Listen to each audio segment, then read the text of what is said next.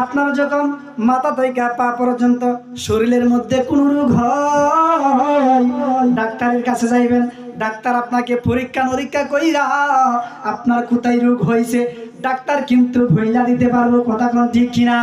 কিন্তু যদি ডাক্তার সাহেব রে কোন, ও ডাক্তার সাহেব আমার ভিতরে কলবটা কোথায় আছে, আমার ভিতরে অন্তরটা কোথায় আছে, কলবটা কোথায় আছে, ওই কলবটা কোথায়, ওই যে এক টুকরা গোস্ত আছে, ওই গোস্তর টুকরাটার ব্যাপারে আমার রাসূল বলেছেন, ও দুনিয়ার মানুষ, ও আশিক রাসূলরা, ও উম্মতেরা, তোমাদের এই কলবটা যদি এক টুকরা গোস্তটা যদি পবিত্র থাকে তাহলে তোমার মাথা থেকে পা পর্যন্ত তোমার পুরা দেহটাই পবিত্র।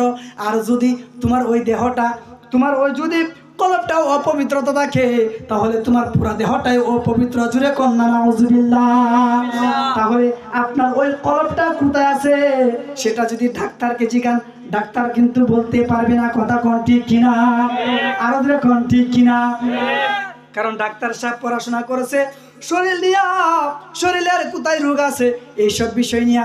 কিন্তু কোন জিনিসটা তাজা থাকলে, কোন জিনিসটা জিকির থাকলে, কোন জিনিসটা পবিত্র থাকলে শরীর পবিত্র থাকবে এটা কিন্তু ডাক্তার জানে না, কিন্তু একজন জানে, সেটা হচ্ছে আল্লাহর কামেল মুকাম্মেল ওলি আল্লাহ।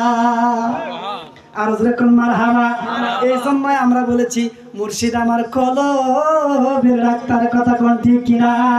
ওই মুর্শিদের কাছে আপনি আমি যখন যাই তখন মুর্শিদ বলে, বাবা তুমি আমার কাছে আসছো, তোমাকে আমি সর্বপ্রথম তওবা করব। আপনি যখন একজন কামেল মুকাম্মেল ওলি আল্লাহর দরবারে যাবেন, ওলি আল্লাহদের দরবারে যাওয়ার কারণে তাদের হাতে হাত রাইখা আপনি যখন নতুন কইরা মুরিদ হইবেন, যখন বায়াত নিবেন, আপনাকে সর্বপ্রথম তওবা করাইবে, আস্তাগফিরুল্লাহ পড়াইবে, হারাম হালাল চিনাইবে, নামাজ পড়ার জন্য তাগিদ দিবে। তখন সমস্ত তওবা করাইয়া আল্লাহ এবং তার রাসূলের শপথ নিয়া আপনাকে আমাকে ওই যে আল্লাহর ওলিগণের শাহাদত আঙ্গুলটা আছে, ওই শাহাদত আঙ্গুল দ্বারা আপনার আমার ওই বাম স্তনের নিচে টুক্কা দিয়া বলবে, বাবা তোমার ওই বাম স্তনের নিচে একটা গোস্ত আছে, যে গোস্তটার নাম হচ্ছে লতিফায়ে কালব। ওই গোস্তটা যদি পবিত্র থাকে তাহলে তোমার পুরা দেহটাই পবিত্র, আর ওই গোস্তটা যদি অপবিত্রতা থাকে তাহলে তোমার মাথা থেকে পা পর্যন্ত সমস্ত দেহটাই অপবিত্রতা হয়ে যায়।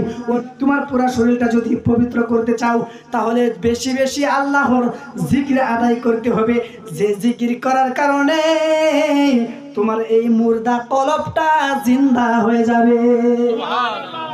আর সেই কলবটা যদি আপনি চিনতে চান, সেই কলবটা যদি আপনি বুঝতে চান তাহলে কামেল মুকাম্মেল ওলি আল্লাহদের দরবারে যাওয়ার দরকার আছে না নাই?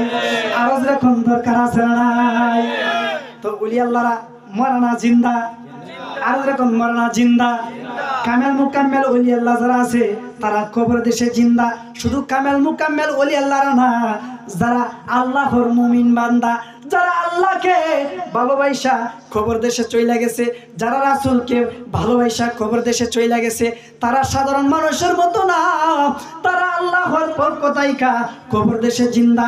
শুধু তাই নয়, তাই নয়, তাই নয়, আল্লাহর পক্ষ থেকে কবর দেশে তারা জান্নাতি খাবার পান করে। তাহলে আল্লাহর ওলিদের কারামত, আল্লাহর ওলিদের সত্যতা, আল্লাহর ওলিদের মুজিজা সত্য না মিথ্যা? আর কোন সত্য না মিথ্যা? কোনো সন্দেহ?